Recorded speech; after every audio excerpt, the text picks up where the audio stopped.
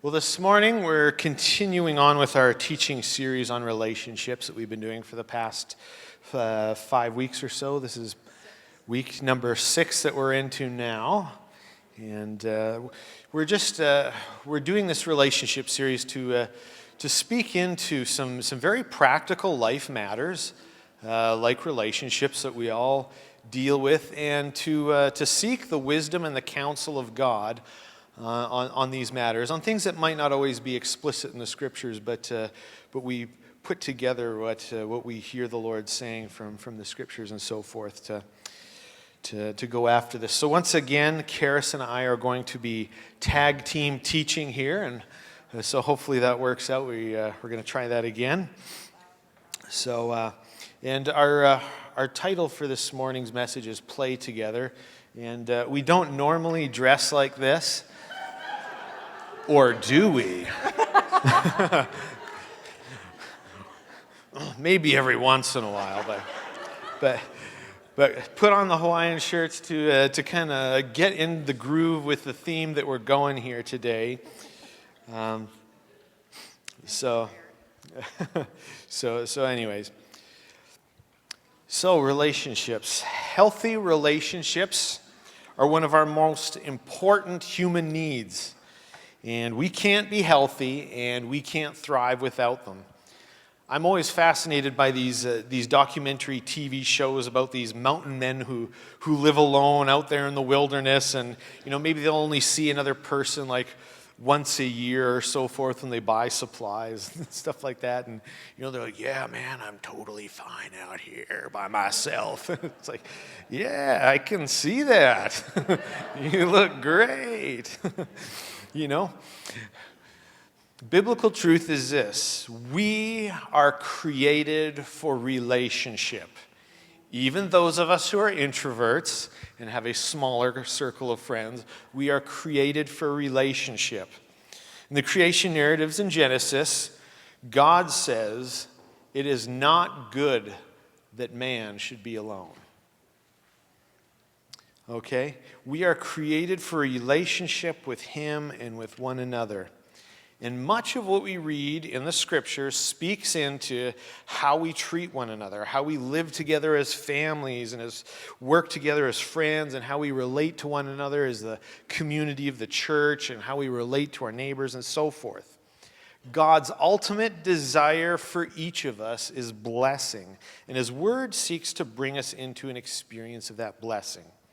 And healthy relationships are one of life's greatest blessings that God gives us.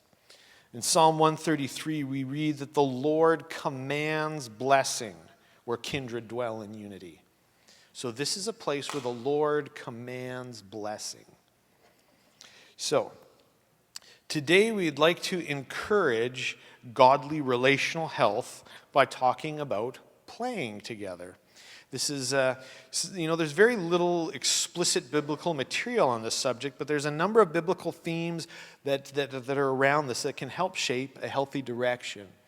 And as well, from a very practical and pastoral point of view, this is one thing that we've found really helps to enhance relationships, which is why we're speaking on it this morning. There's tremendous value for taking up the habit of playing together.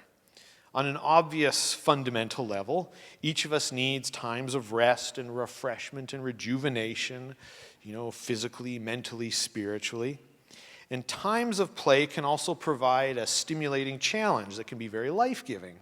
For example, like playing sports, or if you're into playing, board games or something, or playing music together, for just a few examples.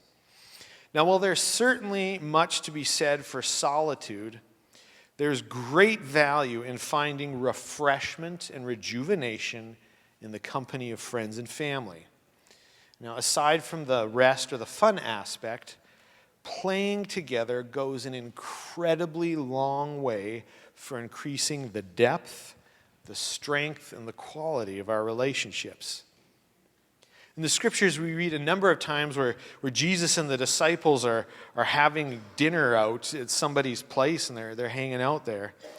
Now, many biblical commentators note that Jesus eats his way through the Gospels. Jesus makes time for this stuff. And it often becomes, as we also see in the scriptures, it often becomes occasion for really deep, life-changing interaction. But it starts with something as simple as going over to someone's house, hanging out, and having dinner. Likewise, we read numerous times where the Apostle Paul is greatly refreshed by the company of others and how deeply valued those relationships were to him. So I'm going to hand it over to Karis now. Tag, I'm it. So I lived in a cul-de-sac when I was young. It was the best, because all of us kids, we just owned it. Everyone's yard was our yard. Everyone's backyard was our yard. We just had our own little world in there. And since there was no traffic and stuff, we just had rain. Every Saturday morning, I would cuddle up on the couch to watch cartoons and eat my Cheerios. I'd watch Donald Duck throw temper tantrums while Goofy wrecked stuff. I really miss those. I also remember learning a lot about patience on those mornings, though. Why? Because what I really wanted was for the doorbell to ring. You see, my best friend Jennifer lived a few doors down. We loved to play, but she had piano lessons every Saturday morning. So I waited and waited and waited. And when the doorbell finally rang, it was the best thing ever. And she would come to the door and go, "Do you want to play?" And I'd be like, "What a silly question. Of course I want to play." That's what life was all about back then. Life was fun. It was just something to do and laugh and forget about school and family stuff and just the issues that kind of surround my little young life. But I don't think about life like that anymore. Not much. I hear the phrase, "Life is all work and no play," way too often. And sometimes I'm scared that it might be true. My life is full of dishes and laundry and shiny and crazy garbage to take out and kids to drive everywhere. And just when I finish cleaning the bathroom and it's sparkling and shiny, somebody walks in there and flings toothpaste all over the window or the mirror, and I'm down to square one. The work never ends, and that's just at home. My kid's back there. I think we've actually started to believe, though, that life is all work and no play, because that's our reality sometimes. Despite our belief that life is all about work, we still have a strong desire to play, to laugh, to let go and have fun. And that's why we've invented roller coasters and bungee jumping and skydiving. These are all just grown-up playground activities. We want to believe that there's more to life than just work. So we make deals with ourselves. If we're going to play, we'll make sure it has a point to it and an end goal. We will do things that we like and that are fun only if it produces something valuable. We have to have a good reason to take the time to play. Otherwise, play is irresponsible. But is that play anymore? The minute we start playing only because it will be useful, doesn't it cease to be play? Now, don't get me wrong, play can be useful, as long as it's an afterthought. Take any sport, for example. If you play hockey because you love the game and you love the guys and hanging out with them, and it's great. You'll probably even get in shape, too. But that's the afterthought. Or target shooting. It's fun to hear a gun go off and to feel that real recoil push you back a couple steps. But really, it's an impractical way. It's a waste of time and money. Only later, during hunting season, can it ever become useful. If you hunt at all. Here's another phrase that I hear a lot. I'd really like to, but I don't have time. Often we really don't have time, or we are committed elsewhere. But sometimes I think these words fall out of our mouths before we even think about it. Time in our world is too precious to waste. We think of time like money.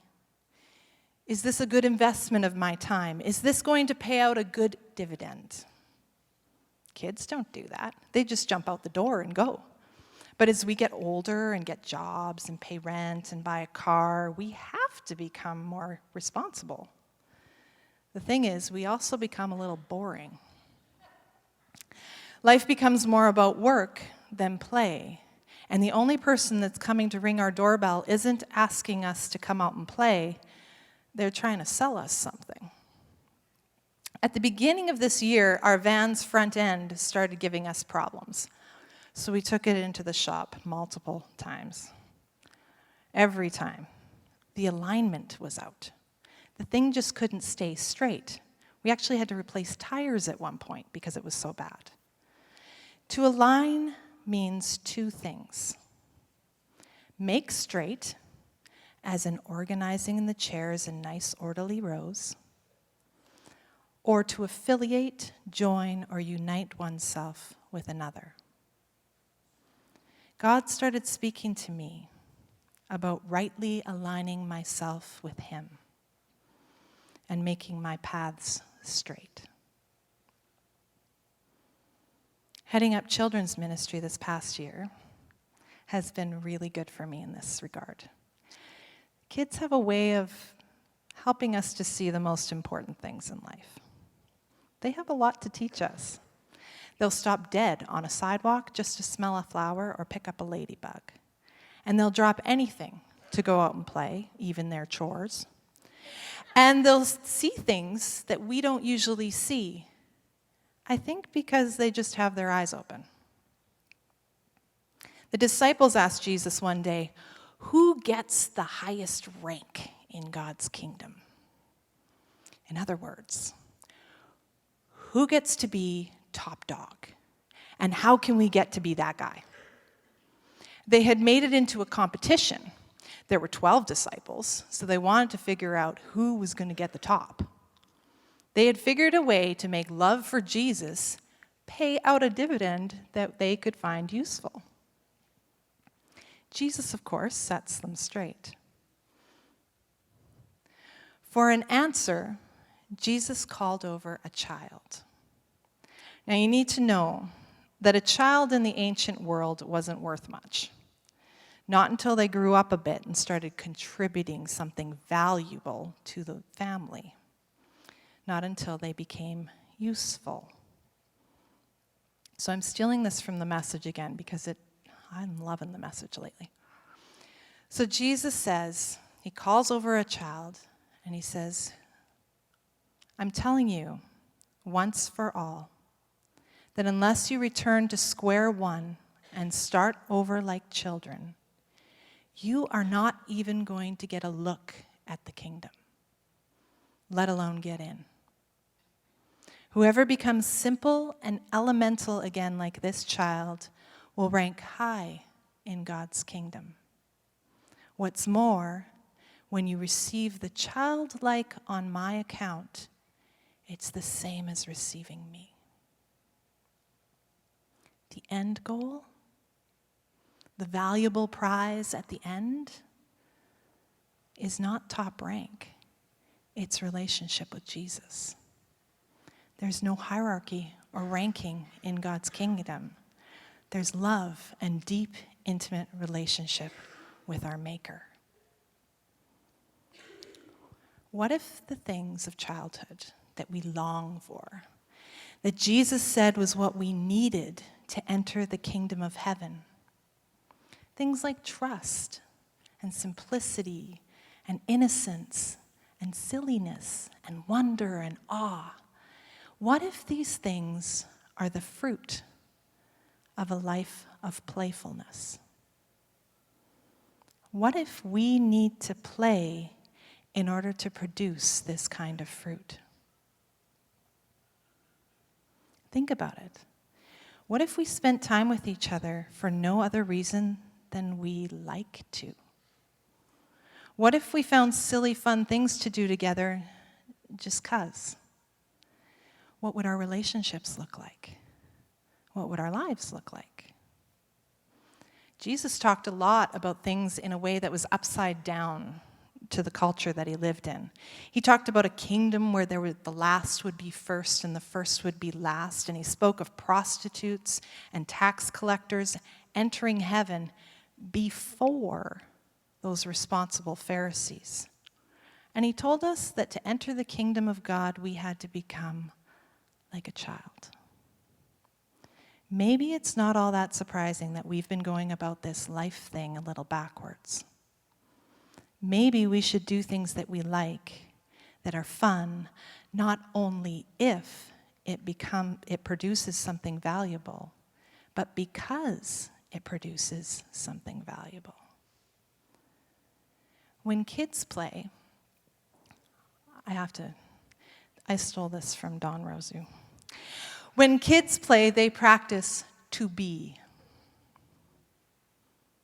They practice to be mommies and daddies and teachers and doctors and firemen and superheroes. They look ahead to the people that they might want to become when they're older. They practice the future. Now, Don also shared with me a quote this week from the Sisterhood of Mary. They said, "Worship is playing heaven." Every week we join together to worship and rehearse eternity. Isn't that an awesome way to look at it? We get to play heaven every week. And more if you jump in every day. Watch our kids during worship. Lots of times they're just playing around together, but maybe God takes delight in that, in that joy. This brings us to the Sabbath, of course. God rested on the seventh day of creation, and then he commanded us to keep the Sabbath. Why?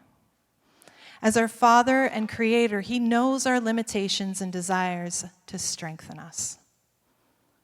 He knew that we would need rest and that we would need help not to be anxious about this life. He knew we would need help to focus on whatever is true and holy and pure and worthy of praise. He knew that we needed to be lifted up and carried when life got hard. And he knew that we needed to learn how to lift up and carry those that were having a hard time when we weren't. He knew that we would need each other. Rest and relationship. It's like he provided for us a day set aside where we could choose to come out and play with him and with his kids. That's what the Sabbath is all about, rest and relationship. If we never spend time with God, we'll never have intimate relationship with him. Just like if we never spend time with our friends, our relatives, our spouses, our children, we'll never have intimate relationships with them either. God provided us a way to play with him because he desires relationship with us. And play provides a beautiful avenue for intimacy. So ask somebody over to play. Knock on somebody's door. Knock on your kid's door, or your friend's door, or your neighbor's door, or your spouse's door. Ask them out to play for no other reason than it's fun and you would like to engage in an intimate relationship with that person.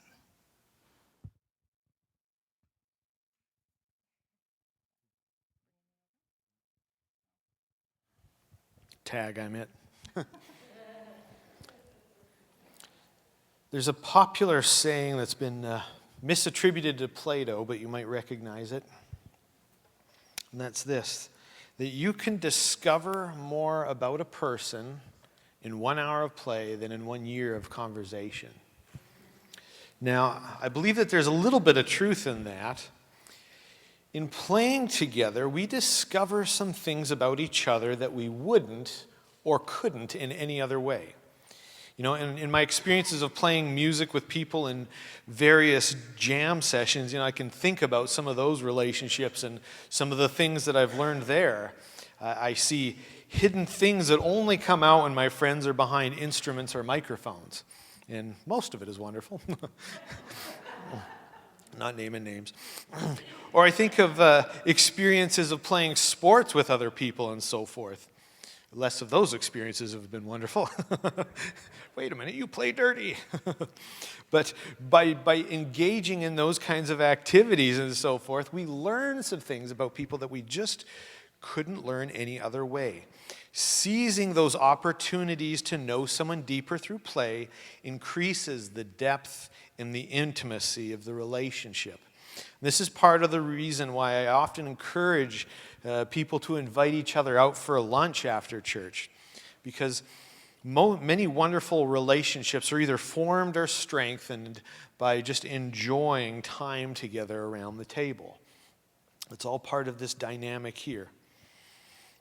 And this deeper knowledge, wrong slide, but this deeper knowledge from playing together also helps us to discover things like compatibility, which can be important for a friendship, but much more important for romantic relationships, which many people are way too quick to rush in before they discover. It's like, wait a minute. You know, we can discover things like, yeah, you know, you're great, you're my people, we have so much in common. You know, our faith and matters of character, values, priorities, opinions, interests. There's a lot in common. Or we can recognize things like, you know what, you're great and your character is decent and all that, but we just have too little in common and we're just way too different people. So there's just not a whole lot of compatibility here. So our relationship can only go so far. Or we can discover things like, wow, you're really rotten. And it's best that we're never near each other ever. But these kinds of things are discovered through this, especially through this process of playing together. Great revelation comes. There's also this type of personal bonding that can only happen in the trenches, so to speak, in the context of these playful activities. I think about our recent mission trip to Nicaragua here just this last July. During our mission trip, we formed and solidified some significant relationships through not just through some of the ministry activities that we were doing, but mostly, I think, through some of the play that we did together. For example, we went zip-lining a couple 100 feet over the air of a volcano crater.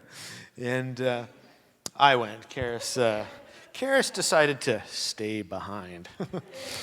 But that experience of doing this zip line course, that particular line there is 500 meters long and it's about 200 feet in the air. That particular near-death experience, it really helped to bond us together. What? You almost died too? Yeah, me too. And we made great deep friendships.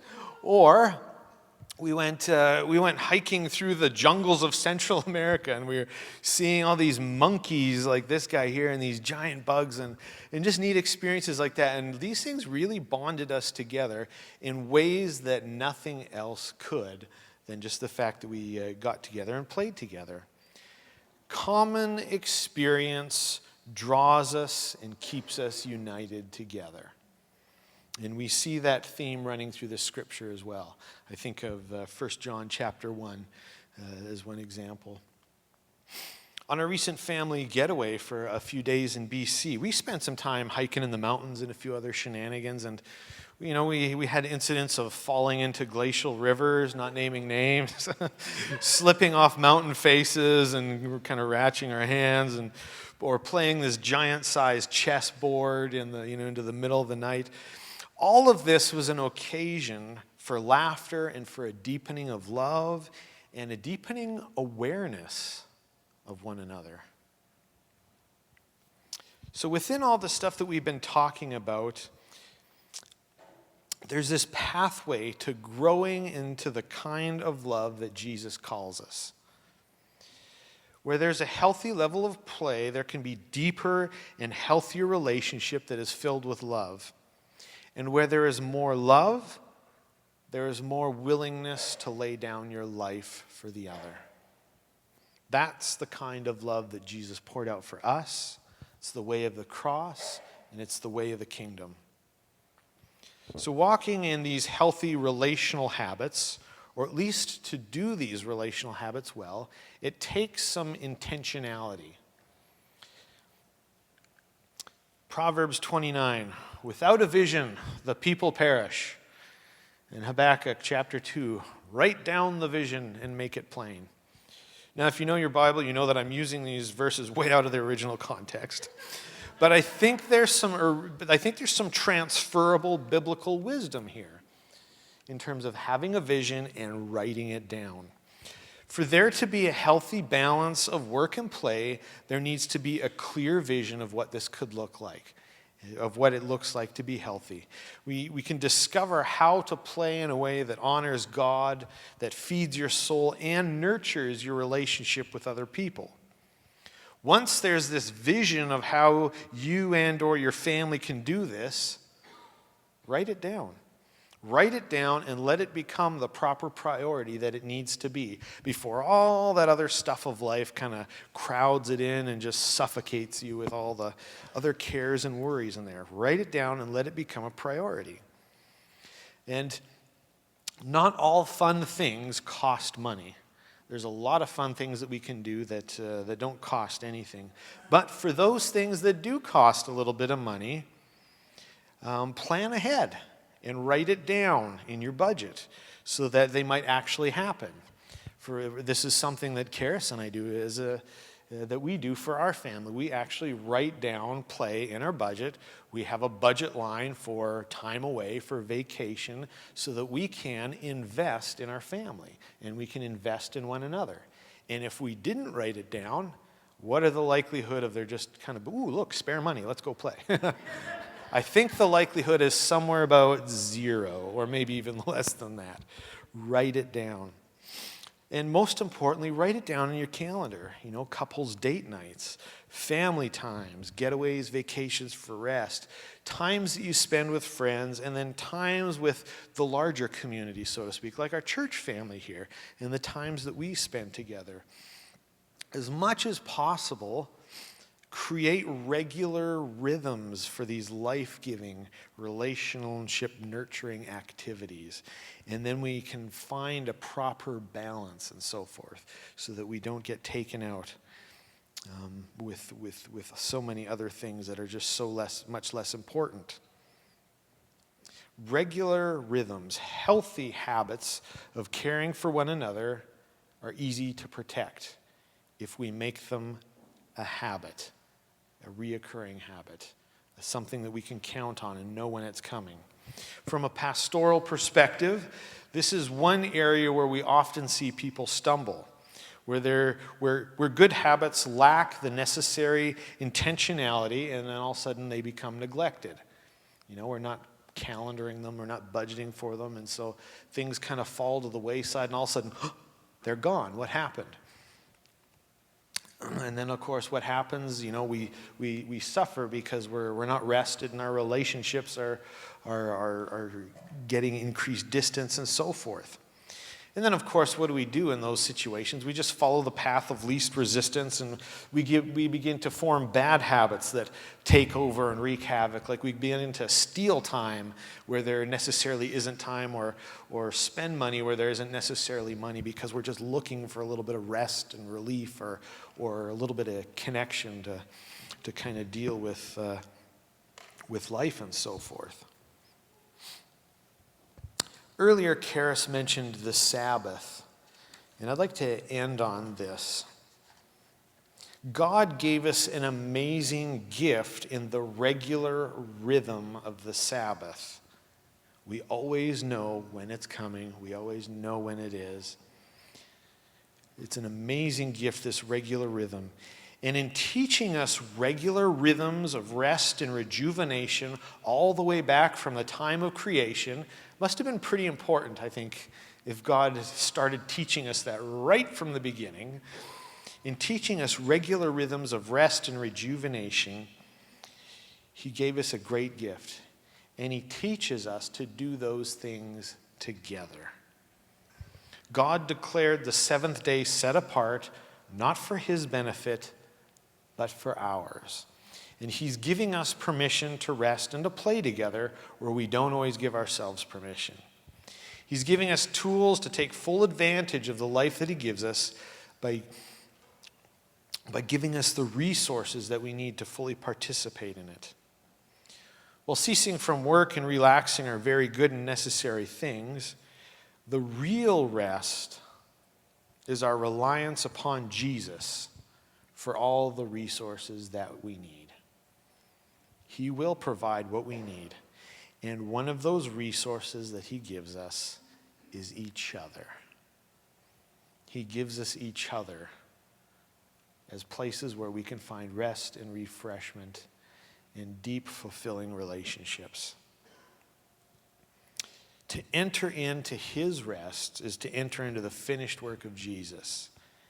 The rest that Jesus gives us is becoming a part of what he's doing and what he's already done, and he calls us to do it together. And that's what makes the Sabbath holy. Not because it's some sort of sacred rule or ritual, but because God himself dwells with us all in the midst of that rest. And that's what makes it sacred and holy. Amen.